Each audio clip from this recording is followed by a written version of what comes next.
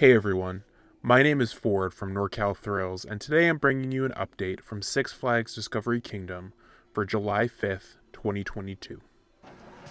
This month didn't bring as much new stuff as last month with Sidewinder Safari opening, but there's still some cool things happening. From Sidewinder Safari updates a month after opening, to some news about rides, to some smaller updates. Without any further ado, let's jump in. For anyone that's curious, I did hear the news about Great America, and will be covering the news in more depth in my next Great America update video later this month. Let's start over at Sidewinder Safari. When I went over to check the ride out, the ride was down, but they were cycling trains, so I'm sure it was up again soon. There was a little bit of work happening with the pavement and the land near the back of the ride. In addition, most of the animal exhibits were still empty, waiting to be filled, which I'm hoping will happen soon. One of the threads we've been following lately is ride destruction and land work at the former ride sites. This month brings us some landscaping and planting work happening at the old Voodoo site. We also see workers clearing some brush in the undeveloped area behind the Voodoo site. Adding these together gives a good amount of space. We'll have to see what happens with it.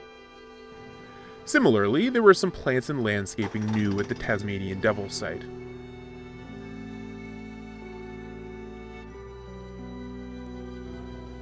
Harley Quinn looks the same, and I'll probably refrain from covering the site anymore until something new happens. Hammerhead looks pretty similar to how it did last month, but the sign out front was finally removed. I'd love to see a cool new modern flat ride in this space. Moving on to ride status updates. The rock climbing wall near Medusa was open again for the first time since at least the pandemic, maybe earlier. In addition, Wonder Woman was also open again. It's great to have this thrill ride open in a park that seems to be losing them quickly. Whitewater Safari, on the other hand, was still closed. You hate to see one of the park's water rides still down in the middle of summer. Some smaller stuff. The park is having an event called Evenings at the Grove, bringing the kind of food and drink type event popular at Great America to Discovery Kingdom. Even though I didn't stay to watch, the front stage featured a Looney Tunes dance party, and I did see a good number of costume characters throughout the park. The aquarium at the park got a fresh new sign out front, even though it's still the same exhibit inside. Outpost Cafe had the railings and fence removed from the front and replaced with some tables to sit at. Dolphin Harbor Stadium has a sign up front calling it Toyota Stadium. The original Toyota Stadium was also not open during my visit. I wonder if that's a day of thing or a new permanent thing where we only have one Dolphin Stadium.